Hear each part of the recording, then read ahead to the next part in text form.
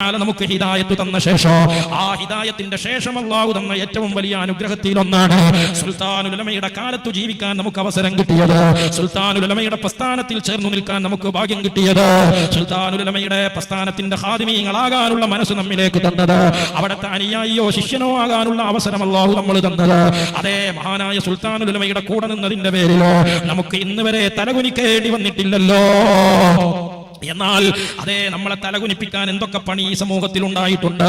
നമ്മളെ അടിവേരോടെ നമ്മുടെ അസ്തിത്വത്തെ അടിവേരോടെ അറുത്തു മാറ്റാനുള്ള എന്തൊക്കെ ശ്രമങ്ങൾ ഇവിടെ ഉണ്ടായിട്ടുണ്ട്.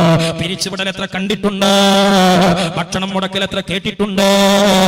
അതെ, അന്ന് മഹാനായ താജുൽ ഉലമ തങ്ങള്, മഹാനായ സുൽത്താനുൽ ഉലമ, ഉറച്ചു പറയട്ടെ മുസ്ലിമീങ്ങള്, അള്ളാഹുവിൽ നിന്നുള്ള വിലായത്തിന്റെ വിശുദ്ധമായ തലങ്ങളിൽ നേടപ്പെടുന്ന വലിയ ഒരു ഭാഗ്യമുണ്ട്.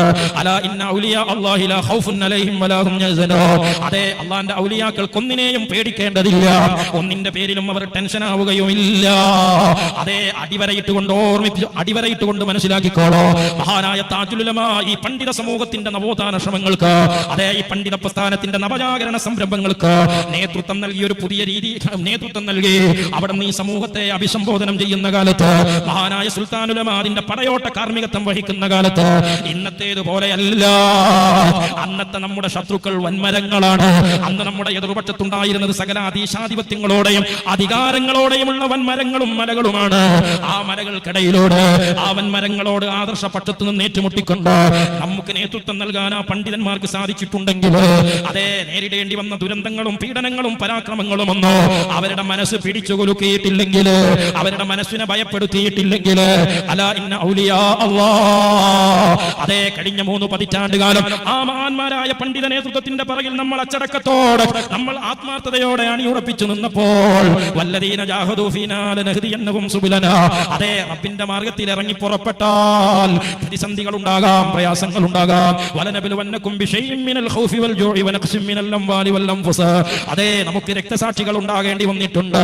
രാഷ്ട്രീയ പരമാധികാരത്തിന്റെ പീഡകളിൽ പിടിച്ചു നിർത്തിയിട്ട് തലക്കകത്ത് കമ്പിപ്പാര അടിച്ചു കയറ്റിയ കാലങ്ങൾ ഉണ്ടായിട്ടുണ്ട്. അതേ ക്രൂരമായി പേപ്പട്ടിയെ പോലെ തെരുവിലിട്ട് വെള്ളിയാഴ്ചയുടെ പ്രഭാതത്തിൽ അറുകൊല ചെയ്യപ്പെട്ട കാലുണ്ടായിട്ടുണ്ട്. എന്തൊക്കെ പ്രതിസന്ധികളുടെ പർവ്വതങ്ങൾ താണ്ടിക്കടന്നാണ് നമ്മൾ കടന്നു വന്നത്. കാലുഷ്യങ്ങളുടെ കനൽപദങ്ങളിൽ എത്രയാണ് നമുക്ക് ചവിട്ടി നിൽക്കേണ്ടി വന്നത്. നമ്മുടെ നേതൃത്വം പതറിയില്ല. ഇന്ന് ലോകം പറയുന്നു കാന്തപുരം ശരിയായിരുന്നെന്ന്, ഇന്ന് കാലം പറയുന്നു താജുൽ ഉലമ സത്യമായിരുന്നെന്ന്. അപ്പോഴും ആ പണ്ഡിത നേതൃത്വം അഹങ്കാരത്തിന്റെ ശബ്ദങ്ങൾ പുറപ്പെടുവിച്ചിട്ടില്ല. ആരോടും ജയാപരാജയങ്ങളുടെ അളവുകോല് വെച്ച് സംസാരിച്ചിട്ടില്ല. ലിതകൂന കലിമത്തുല്ലാഹ്, എല്ലാവരും ദീന് പറയുന്നവരാകണോ, എല്ലാവരും സുന്നത്ത് ജമാഅത്ത് പറയുന്നവരാകണോ, അല്ലാഹുവിന്റെ ദീനിന്റെ ദായികളാകണോ, അല്ലാഹുവിന്റെ ദീനിന് പ്രാധാന്യം കൊടുക്കുന്നവരാകണോ. ആരെങ്കിലും ആ വഴിക്ക് വരുന്നുണ്ടെങ്കിൽ അത് കൺകുളിർക്ക കാണാനല്ലാതെ ആസ്വദിക്കാനല്ലാതെ ജയാപരാജയങ്ങളുടെ അളവുകോല് വെച്ച് അവിടെ ഇടപെടാറില്ല.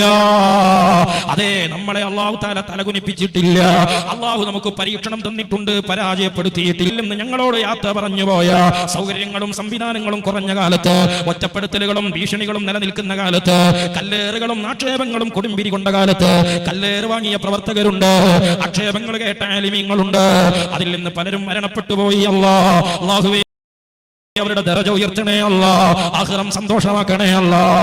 അർഹമുർ റഹ്മാനായ രാജസയ്യിദായ അല്ലാഹ്, സുന്നത്ത് ജമാഅത്തിന്റെ ആദർശത്തോട് പ്രതിബദ്ധതയുള്ള സർവ്വ ആലിമീങ്ങളെയും നീ ഒരു ചേരിയിൽ ചേർത്തു നിർത്തണേ അല്ലാഹ്. സാദാത്തുക്കളെ നീ ദീനിന്റെ ഖൈറുള്ള വഴികളിൽ ചേർത്ത് നിർത്തണേ അല്ലാഹ്. വിശ്വാസികളുടെ